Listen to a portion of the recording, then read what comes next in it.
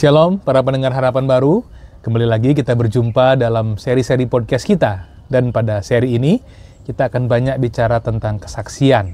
Hari ini kita punya bintang tamu yang sangat spesial, yakni Kak Surya.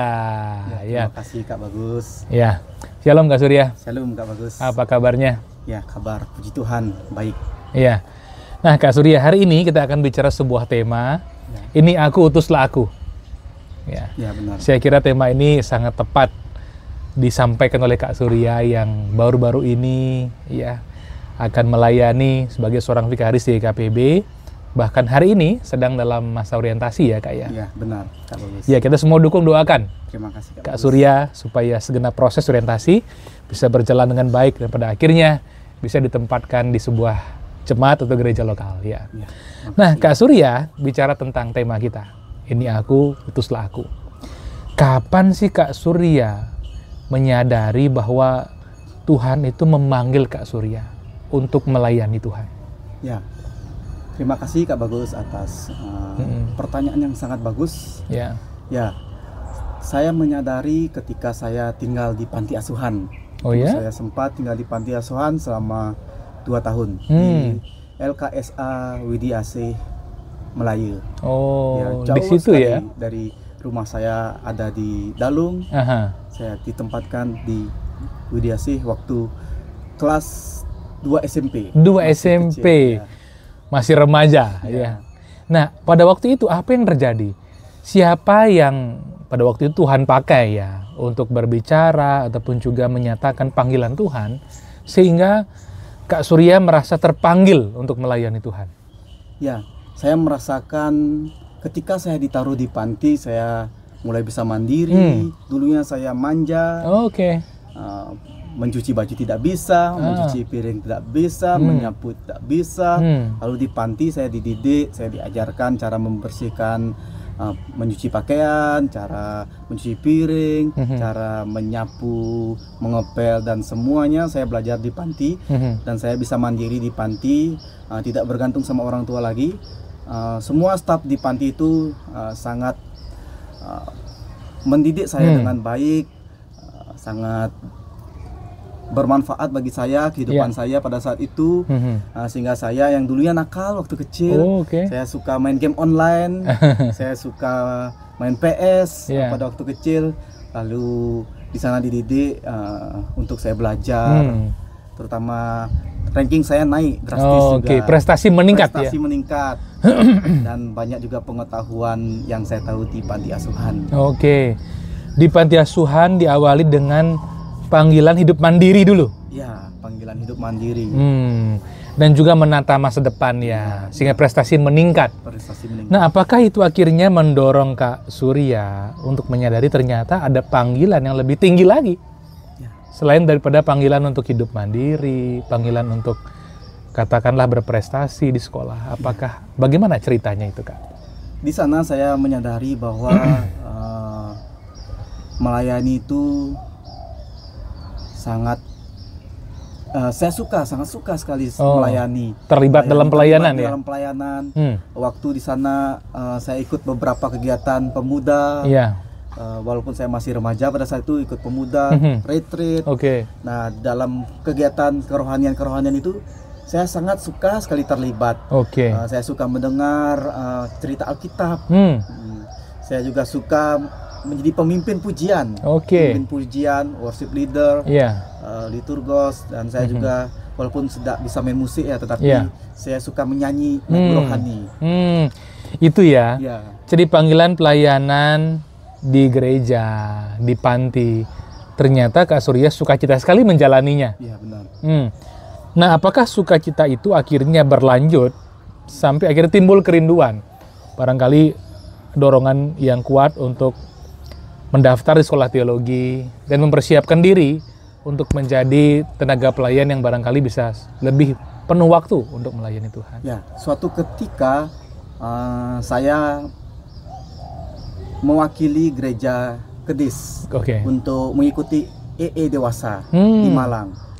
Di sana saya mendapatkan pelajaran yang sangat berharga di dalam EE Dewasa pada saat itu di Malang pada tahun 2015. Dan di sanalah panggilan saya pertama kali. Di sana panggilan saya pertama kali bahwa menyadari semua orang telah berdosa. Di sana pertama kali saya mengetahui itu juga. Saya pertama kali mengetahui hidup kekal itu diberikan secara gratis, cuma-cuma. Tapi tidak semua orang menerimanya karena dosa. Tapi semua orang tidak menerimanya, ya. Ya, karena semua orang tidak menerimanya. Semua orang tidak bisa menerimanya karena dosa. Ya, lalu saya juga di sana juga mendapatkan pengetahuan tentang Yesus Kristus yang menjadi manusia turun ke dunia. Hanya Dia yang dapat menyelamatkan kita di dalam iman kita. Kita harus percaya dan mengandalkan Yesus Kristus. Di sanalah pertama kali saya ingin bercita-cita menjadi seorang pendeta. Nah, lalu setelah saya tamat SMP, saya balik lagi ke rumah. Saya tinggal di Badung. Di sana panggilan saya mulai hilang lagi. Hilang lagi. Sampai di Badung ya? Ketika tinggal di Badung, apa yang menggoyang atau melemahkan panggilan itu? Mungkin karena saya sama orang tua lagi ya. Bersama orang tua. Saya mulai manja lagi. Bergantung kepada orang tua lagi. Lalu panggilan karena orang-orang sekitar saya juga bukan orang Kristen. Maka panggilan itu mulai redup lagi. Karena di panti kan belajar kerohanian lebih banyak. Lalu mulai redup lagi waktu saya SMA, lalu waktu saya kerja, saya terus teringat panggilan itu. Sempat bekerja ya? Sempat bekerja. Sebagai apa ya, Kak Surya? Di hotel sebagai housekeeping. Justru ketika bekerja, katakanlah kembali hidup mandiri ya, karena kan bekerja. Panggilan itu semakin kuat malah. Semakin kuat dan semakin teringat waktu saya SMP pernah ingin menjadi seorang pendeta, ingin sekolah teologi.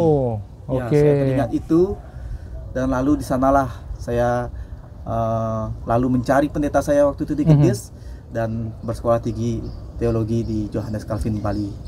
Pada waktu itu kalau boleh tahu siapa pendeta di GKPB Jemaat Kedis? Pada saat itu yang merekomendasi saya adalah pendeta Yohanes Anakota. Pendeta Yohanes Anakota. Saya kenal beliau. Nah, Kak Surya, saya menemukan bahwa dalam pengalaman Kak Surya ternyata saat Kak Surya itu sendiri, mandiri, artinya hidup sebagai seorang dewasa lah, bekerja dan lain sebagainya, di situ panggilan Tuhan bergema jauh lebih kuat daripada saat bersama-sama orang tua. Walaupun orang tua tentunya ingin yang baik bagi anaknya, mengasihi anak-anaknya pastinya ya. Tapi panggilan Tuhan dalam pengalamannya Kak Surya ini lebih jernih terdengar ketika Kak Surya bekerja. Ketika Kak Surya mandiri di panti ataupun juga di lingkungan kerja, unik sekali. Rupanya para pendengar Harapan Baru, penting kita punya waktu sendiri dengan Tuhan. Bukan harafiah sendiri saja, tapi artinya saat kita mandiri, saat kita giat dengan tanggung jawab kita, di situ panggilan Tuhan ternyata terdengar secara lebih jernih ya, Kak Surya. Nah, selama Kak Surya di sekolah teologi, pelajaran berharga apa yang Kak Surya terima terkait dengan panggilan Tuhan ini yang meneguhkan, yang mendorong barangkali lebih kuat? Pelajaran yang saya paling mendorong saya yaitu kepemimpinan Reform Kristen. Itu sangat mendorong saya untuk menjadi seorang pemimpin yang bukan seperti bos, tapi pemimpin yang melayani. Pemimpin yang melayani. Karena Tuhan Yesus kan juga datang bukan untuk dilayani, tapi Dia melayani. Saya teringat dengan materi terakhir waktu kita retreat di Wisma Nangun Kerti ya. Ingat ya, benar. Kak Surya ya. Waktu itu dipaparkan tentang beberapa ciri-ciri hamba Tuhan ya. Dan yang paling baik, yang kategori pertama ternyata adalah menjadi seorang pelayan Tuhan, pemimpin yang menghamba. Servant leadership. Saya masih ingat sekali. Nah, Kak Surya, apakah pernah Kak Surya ragu terhadap panggilan Tuhan selain bersama orang tua? Mungkin godaan dunia ya, barangkali godaan pariwisata, kita di Bali, ataupun juga sesuatu yang sifatnya finansial, ataupun juga tantangan-tantangan hidup yang mungkin akan terjadi, sehingga Kak Surya sempat berpikir ulang mengenai panggilan itu. Apakah pernah terjadi pengalaman seperti itu, Kak Surya? Ya, pernah waktu saya kerja di hotel itu. Di hotel juga digoyang ya, bukannya dikuatkan, digoyang juga. Goyang karena sudah uang banyak juga. Waktu itu sudah penghasilan ada. Jadi kalau masuk kuliah tidak bekerja tidak ada penghasilan, lagi minta ke orang tua. Jadi apakah saya harus kerja terus atau saya lanjutkan saya lanjut kuliah untuk ke sekolah teologi? Saya masih bingung waktu itu. Tetapi waktu itu Pendeta Yohanes mengatakan bahwa daripada kamu tergiur dengan uang, lebih baik kamu sekolah teologi saja. Nanti berkat itu pasti ada. Itu yang saya ingat waktu itu dia mengatakan seperti itu. Seru juga ya. Memang kalau sudah biasa megang uang, nggak enak rasanya ya. Karena kan melalui uang itu juga kita bisa membeli sesuatu, memenuhi kebutuhan, bahkan membantu orang, bahkan memberi persembahan juga. Benar. Tapi ternyata di atas segalanya panggilan Tuhan itu yang terbaik. Dan juga bersyukur kepada hambanya Bapak Pendeta Yohanes Sanakota yang memberikan dorongan semangat dan juga meneguhkan panggilan itu sehingga Kak Surya bisa sampai sejauh ini. Nah, Kak Surya yang namanya melayani di GKPB, kita kan ada berbagai tempat di 8 wilayah pelayanan ini. Dan Kak Surya saya dengar sedang dalam masa orientasi di GKPB Mrikija Bukit Sari. Ya, para pendengar Harapan Baru, Mrikija Bukit Sari itu adalah jemaat yang salah satu medannya paling berat.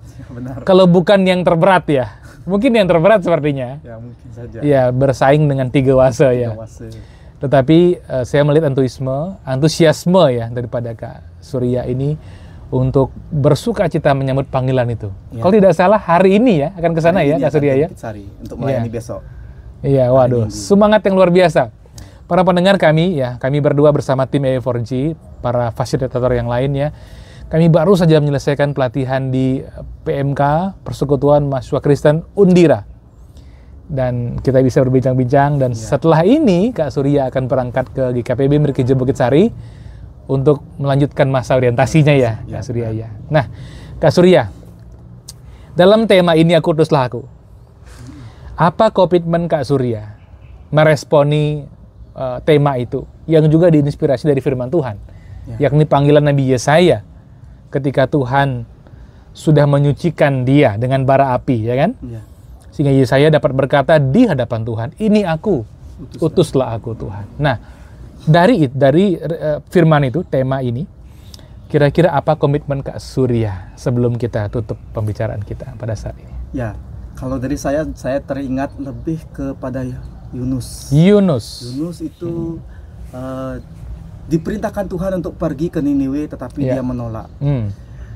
Dia menolak, malah dia pergi ke Tarsis. Tetapi Tuhan memberikan suatu hukuman kepada dia. Dia masuk ke perut ikan, lalu dia di sana bertobat. Setelah 3 hari dia keluar dan dia memberitakan Injil kepada Niniwe. Saya pun merasa waktu saya akan ditaruh di Bukit Sari, saya merasa seperti apa sih Bukit Sari itu? Penasaran juga.